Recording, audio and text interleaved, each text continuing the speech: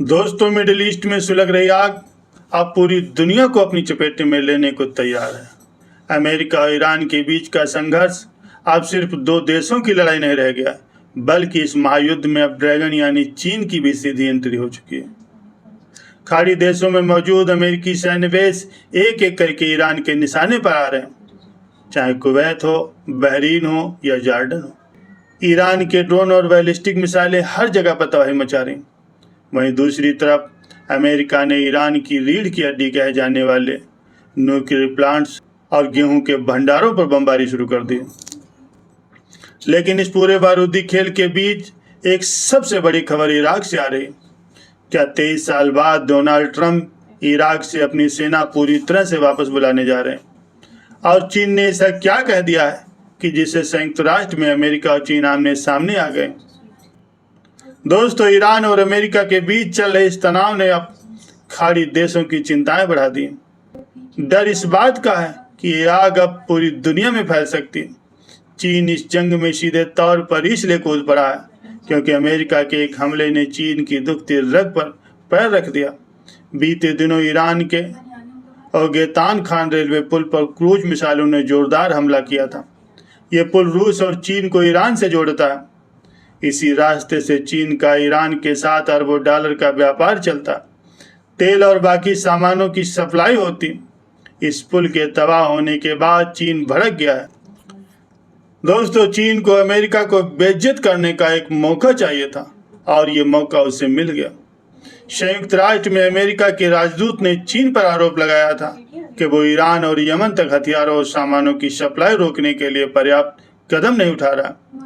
इसका पलटवार करते हुए संयुक्त राष्ट्र में चीन के राजदूत शुई लुइन ने अमेरिका को सीधे तौर पर जिम्मेदार ठहरा दिया। चीन ने आरोप लगाया कि जब ईरान में सीज फायर जैसी सामान्य स्थिति बन रही थी, तब अमेरिका ने जानबूझकर के बड़े हमले करके पूरे मिडिल ईस्ट की शांति को भंग कर दिया। चीन पर डोनाल्ड ट्रंप की ट्रैफिक वाली धमकियां पहले ही काम नहीं कर रही थी और अब तनाव में दोनों सुपर पावर्स को आमने सामने ला करके खड़ा कर दिया। तो दोस्तों, ये साफ है कि चीन अब पूरी तरह से ईरान का आर्थिक और कूटनीतिक कवच बन चुका है, लेकिन ईरान भी पीछे हटने के मूड में नहीं।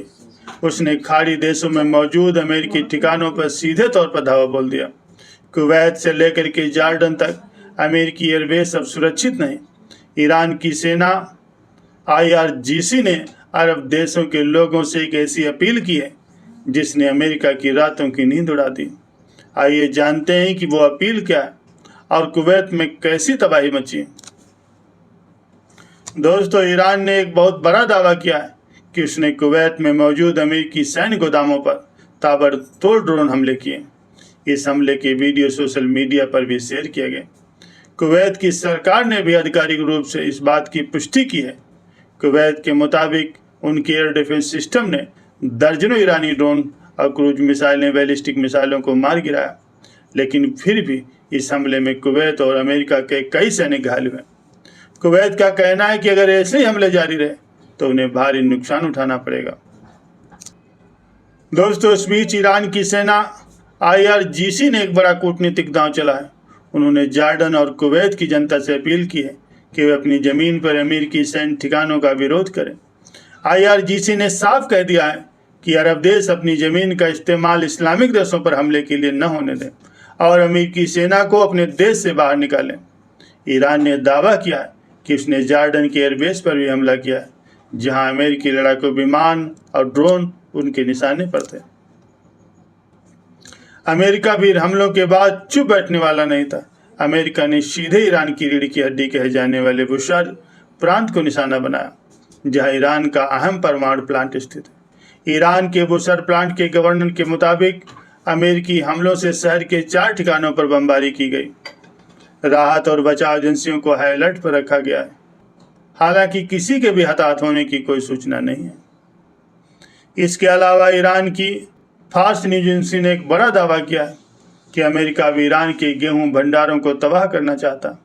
रात के वक्त अमेरिकी हमलों में प्रांत के गेहूं के कई भंडारों को भारी नुकसान पहुंचाया गया। अमेरिका का मकसद ईरान को आर्थिक रूप से पंगु बनाना है और वहां खाने पीने का संकट पैदा करना। लेकिन इन सब के बीच एक ऐसी खबर आई है कि जिसने सबको चौंका दिया। 23 साल के बाद अमेरिका इराक छोड़ने जा रहा। 2003 में सद्दाम हुसैन को सत्ता से हटाने के नाम पर जो अमेरिकी सेना इराक में घुसी थी, अब वो वापस लौटने वाली। वाशिंगटन में इराक के प्रधानमंत्री अली अल जैदी के साथ हुई बैठक में अमेरिकी राष्ट्रपति डोनाल्ड ट्रंप ने यह साफ कर दिया कि अब इराक में अमेरिकी सैन्य मौजूदगी की जरूरत नहीं है। इराक के प्रधानमंत्री ने भी इसकी पुष्टि की है कि 30 सितंबर तक अमेरिका इराक से अपनी सेना पूरी तरह से वापस बुला लेगा। हालांकि ट्रंप ने कहा है कि उनका फोकस अब ईरान के साथ आर्थिक और ऊर्जा क्षेत्र में सहयोग बढ़ाने पर होगा। अमेरिकी कंपनियां इराक में काम करती रहेंगी, लेकिन सेना वहां से हट जाएगी। क्या यह ट्रंप की कोई नई कूटनीतिक चाल है या ईरान के बढ़ते दबाव का नतीजा है? यह आने वाला वक्त ही बताएगा। तो दोस्तों, ये थी वो जियोपॉलिटिकल हलचल जिसने मिडिल ईस्ट का पूरा नक्शा और समीकरण ही बदल करके रख दिया। चीन की एंट्री ने अमेरिका के सामने एक नई चुनौती खड़ी कर दी। ईरान खाड़ी देशों पर दबाव बना रहा है और अमेरिका ईरान की अर्थव्यवस्था को तबाह करने में लगा। इराक से सेना हटाने का ट्रंप का फैसला भी कई बड़े सवाल पैदा कर रहा। क्या ये मिडिल ईस्ट में अमेरिका की पकड़ कमजोर होने का संकेत है? इस पूरे क्राइसिस पर आपकी क्या राय है? आपको क्या लगता है कि चीन और रूस मिलकर के अमेरिका को मिडिल ईस्ट से पूरी तरह से बाहर कर देंगे? हमें अपनी बेबाक राय कमेंट बॉक्स में जरूर बताइए। नमस्कार, जय हिंद।